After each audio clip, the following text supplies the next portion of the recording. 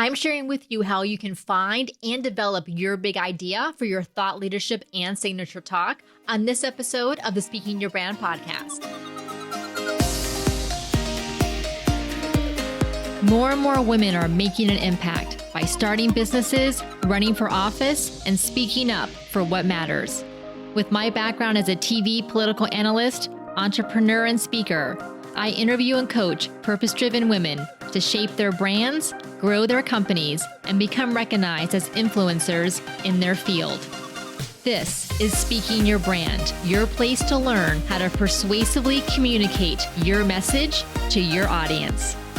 Hi, and welcome to the Speaking Your Brand podcast. I'm your host, Carol Cox. We're going to be spending the next 4 episodes talking about thought leadership, and we're going to be releasing 2 episodes a week for the next few weeks.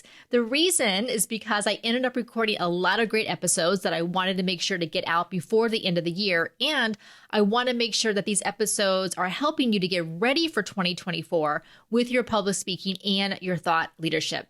Today's episode is all about finding and developing your big idea. And I've been thinking more about this since attending the TED Women Conference last month and hearing all of those speakers share their ideas. Make sure to go back and listen to the episode I did 2 weeks ago on 7 things the best speakers do. Those were my takeaways from the TED Women Conference. Ideas are incredibly powerful. Ideas can live on for years, for centuries, even for millennia. Ideas can spark movements for political and social change.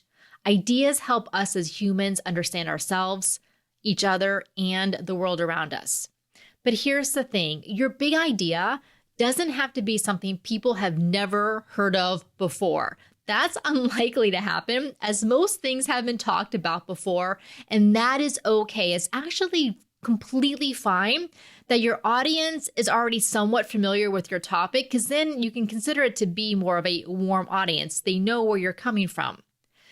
But your big idea is part of the 4 layers of thought leadership that I talk about. The bottom layer is your expertise. The second layer on top of that is your big idea. The third layer is your story, your personal journey. And then the 4th layer is the emotional courage, not only to dig deep into your story, but really to put your idea out there.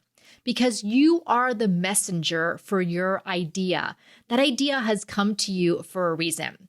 And now I know you want to have something interesting and unique to talk about. You want to make a positive impact on your audience, and you want to develop your thought leadership, and having a strong idea is all part of that. But like most of us, you may not be sure which of your ideas is the best one, or you're not sure what makes a good idea. Maybe it all feels a bit messy and muddy. You have a lot of ideas swirling around in your head. Know that you are not alone. This is most of us.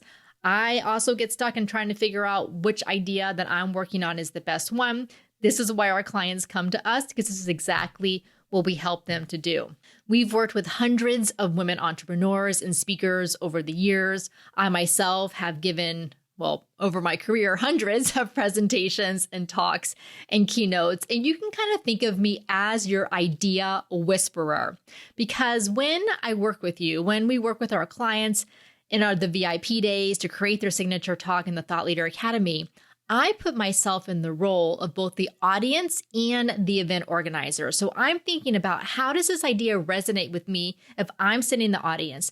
And also, is this idea appealing to me if I was an event organizer looking to book a speaker for my event?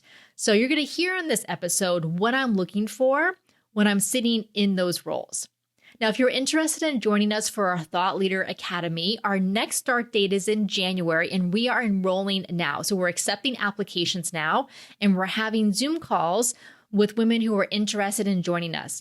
In the Thought Leader Academy, we spend 8 weeks together so that you can develop your thought leadership message, create your signature talk, learn how to tell great stories, learn how to add layers to your talk to make it more memorable and impactful. We also talk about the business of speaking and, of course, preparing for and delivering your talk.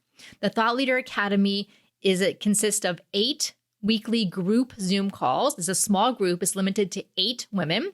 And then you also get a one-on-one virtual VIP day where we take you through our entire framework to create your talk from beginning to end. If you would like to join us, you can submit your application today at speakingyourbrand.com/academy. Again, that's speakingyourbrand.com/academy. On that page, you can get all the details, including pricing, as well as the link, the button to submit the application form. I hope to talk to you soon.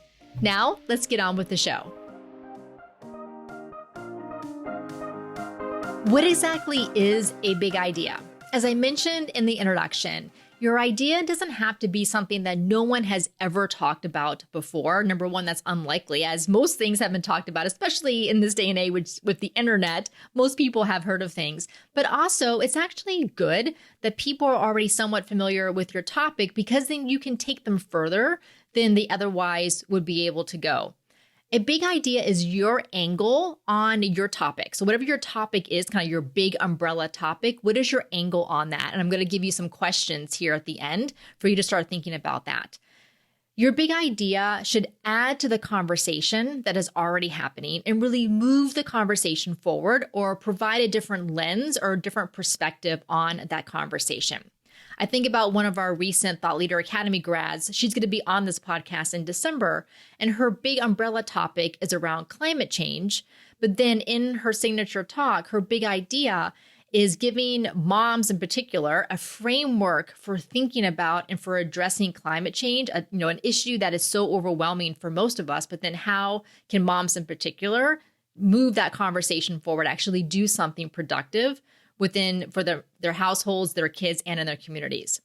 Another recent Thought Leader Academy grad signature talk is all around the behavioral aspects of money management. So of course, most of us have heard about how much money mindset, or how we think about money, the money stories we grew up with, those behavioral things impact our relationship with money. So again, this is not a brand new idea, but then she's tapping into her unique story and her experiences and the way that she approaches this topic, along with her expertise, and she combines all that into her big idea in her signature talk. What I see happen when I go to conferences or I see speakers speak at events is that so many speakers get stuck in topics and then in presentations that are superficial, like they don't go deeper into the topic or into the conversation. They're kind of the same old that we've heard before.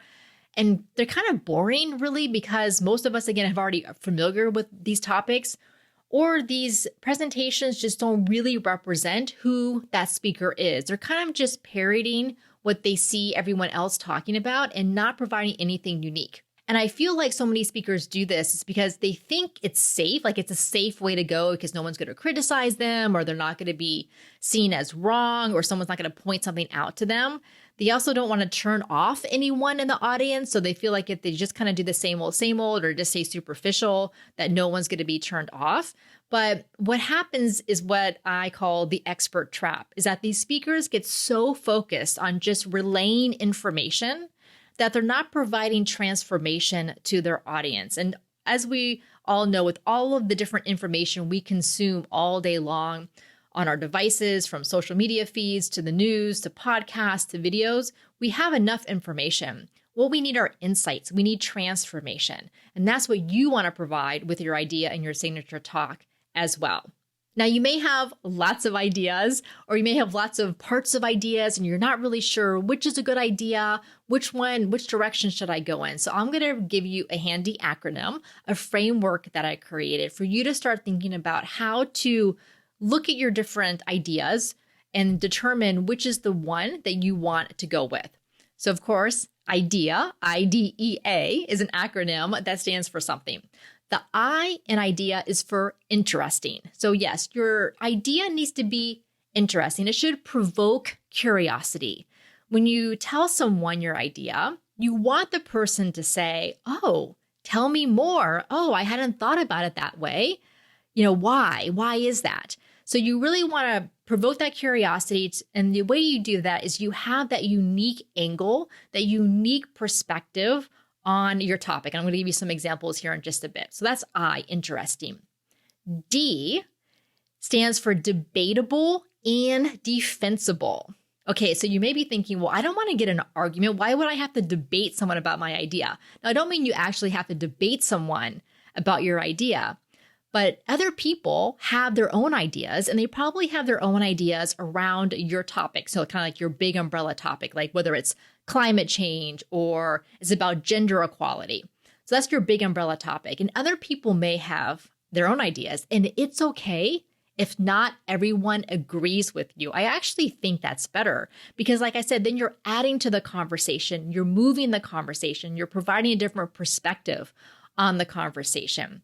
So your idea should be debatable in the sense not everyone's going to agree with you. They have their own ideas, but it also needs to be defensible in the sense that you can defend it through your own examples, your own experiences, those of clients or colleagues or people you know. Also, it could be defensible through a research and data. So this may be research and studies that you've done or research and studies that other well-known institutions have done that you can pull from. Because if your idea is debatable and defensible, now that also just makes it that much more interesting and people kind of perk up and want to hear more. The E in IDEA stands for empowering.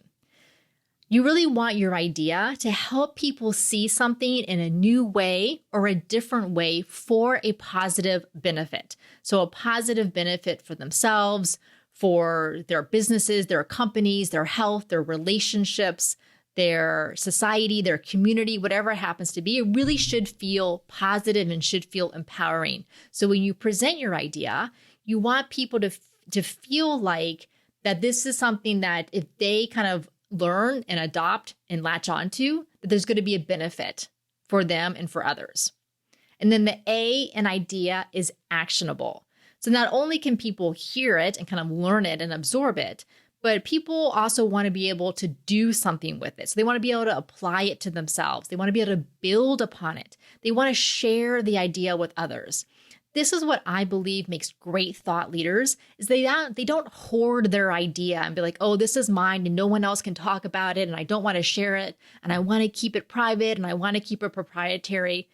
Instead, they share their idea, whether it's through TED Talks or books or through articles or whatever they're doing online or in person, because they want other people to take that idea, build upon it, and share it. As a thought leader, you want people to spread it further because you can only reach so many people. You need more people to take that idea and spread it to the people who they can get in front of.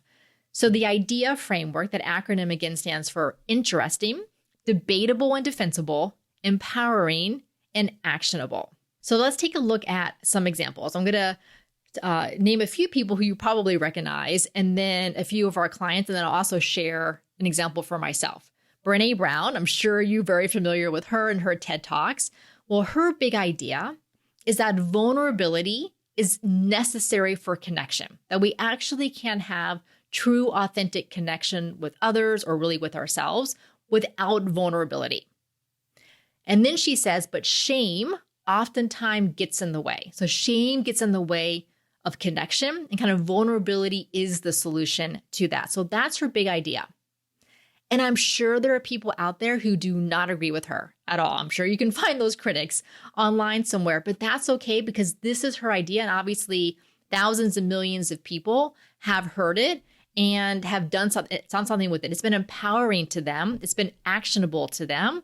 And then they have shared the idea with others. Another thought leader that you may recognize, Simon Sinek, again, a very well-known TED Talk around starting with why, which he then turned into a book and into an entire consulting company. This is why ideas are so powerful and public speaking is so powerful because it truly can build a career. So his idea was around this, was starting with why. And he's explained that so many companies focus on their what. So what are they creating, the product or service? Maybe they look at the how, so kind of their value proposition or what makes their product unique. But he says, no, like they need to back up even further and start with the why. Why are they in the business in the first place? What is the bigger change that they want to see? So that was his big idea. And again, there may be people who do not agree with him. I'm sure there are companies out there who just say, well, the bottom line is profits and we don't really care about our why or a bigger vision. We just want to make sure that our products get in the hands of as many people as possible and we make as much money as possible. So there are those people out there. But Simon Sinek is a thought leader because he's sharing his big idea. Now, let me give you an example of some of the clients that we've worked with. Dr. Christina Madison is a pharmacist. She was on the podcast not too long ago in September, and she did a TEDx talk back in early 2022 about how public health messengers need to look like the communities that they're serving. Christina herself is a pharmacist in public health, and she has been on TV news hundreds of times since the start of the COVID-19 pandemic. Not only has she done that TEDx talk, she's also been invited to the White House to serve on a panel there, along with a lot of other visibility that she's done. But her big idea is around how much who is the messenger, especially regarding public health, how that messenger looks like and is from the communities they're talking to is so incredibly important. Another example is one of our clients, Tammy Lally, who did a TEDx talk back in 2017 all around money shame. So Tammy looked at Brene Brown's work around shame and vulnerability. And of course, Tammy, like most of us, thought that it was incredibly valuable. But then Tammy noticed that Brene Brown didn't really talk much about money shame. And sadly, Tammy had a personal experience with that in her family. So we created her TEDx talk together all around this idea of money shame. And because it was so powerful and this idea was very much unique to her, it went on to have over 2 million views. And it really transformed her business and her life.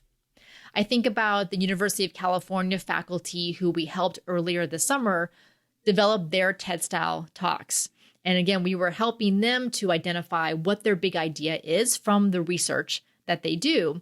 And I remember one speaker in particular, she's an engineer and does a lot of research around cement and concrete. I know, it's so specific, but her TED-style talk was about how we can actually use building materials like concrete to help the climate. Because obviously, we have all this climate impact that we're seeing all of the time. And so how can we're going to continue to build, and that was her point, we're going to continue to build. We need to build roads and houses and everything else, but how can we actually use building materials to help the climate? How can we look at what nature is doing and do the same thing in our buildings? So that was her idea. Now for myself, I have one idea that I developed around a keynote that I gave last year, which is that as women in particular, when we use our voices, we go through 3 stages. The first stage is all around the promise. We're very excited about it. We have these things that we want to share with our audiences. And so we get a lot of validation and cheerleading and support when we initially go and do that. But then if we kind of challenge the status quo, which I encourage you to do, but when we do that, a lot of times we'll get pushback or criticism. So that's where, for many of us, we enter stage 2 that I call peril. We feel vulnerable, we feel alone, we feel uncertain. We don't know if we should just kind of back off this idea or continue to press forward. And my argument and my big idea is that continue to press forward because stage 3 is what I call power. When you do that, you actually develop a sense of confidence and self-assuredness, and you understand yourself in a way that you didn't if you just stayed in stage 1. So I did a podcast episode about this. I'll put a link in the show notes if you want to hear more about those 3 stages. So that's an example of my big idea. Again, other people may have different ideas. It could be debatable, but I have stories and experiences and research to make it defensible. I hope it's an interesting idea. I hope it feels empowering and it also feels actionable. So here are some questions that you can start asking yourself. Now, you can write these questions down as I say them, but you can just get them in our free guide, our free workbook that we have at speakingyourbrand.com/guide. Again, that's speakingyourbrand.com/guide. You can just go there, put in your name and email address, and it's a 24-page guide and workbook all around thought leadership, including these questions. So here are the questions to consider. What are other people saying around your topic? So kind of your big umbrella topic. What are other people saying about that? And then what is your unique viewpoint or perspective around that topic? What do you do or believe that's different or challenges the status quo? What gets you riled up? What gets you on your soapbox? So kind of think about that. And then what are people not seeing or understanding that you do see? And then what was your journey to see this? So what happened to you? Was there an experience you had that's impacted what matters to you now and kind of the shift that you had? You can also think about what's something about you that many people don't know, but it's revealing about who you are, and by extension, can help others learn more about themselves. So this is where you're really digging deep into that emotional courage to reveal something that you may not want to, or that you may feel like a little bit hesitant about, but really you're helping others. Goes back to vulnerability. You're helping others see themselves. And then also consider, what do you want to be known for? What's the lens through which you see the world? So all of these questions together can help you to start finding and developing your big idea. This is exactly what we help you to do in our Thought Leader Academy. We help you to develop your idea, to validate it, which builds your confidence in your idea and putting it out into the world. Here's what some of our recent Thought Leader Academy graduates said. One said that she joined the Thought Leader Academy because she said, quote, "I had too many ideas swirling in my head, and I knew I needed outside expertise and guidance to help me organize my thoughts and create a cohesive narrative and signature talk. Now that I've graduated, I have so much more clarity on my core message and my thought leadership, and I have a cohesive signature talk and an actual strategy for how to bring that talk to my audience." Another recent grad said, quote, "The Thought Leader Academy is the best online program I have invested in. You really aim to ensure your students get what they need to be successful. I so appreciate this entire experience." You can get all of the details about the Thought Leader Academy, including pricing, at speakingyourbrand.com/academy. Again, that's speakingyourbrand.com/academy. We are taking applications right now for our next start date in January. We only have 8 spots available. So if this is something that sounds like you want to do for 2024, you want to really hone in on your thought leadership, develop your signature talk, put yourself out there as a speaker in a bigger way, the Thought Leader Academy is for you. Speaking of signature talks, in the next episode, I'm going to talk about what a signature talk is and what it should be doing for you. So make sure to hit subscribe or follow in your podcast app if you haven't already. And until next time, thanks for listening.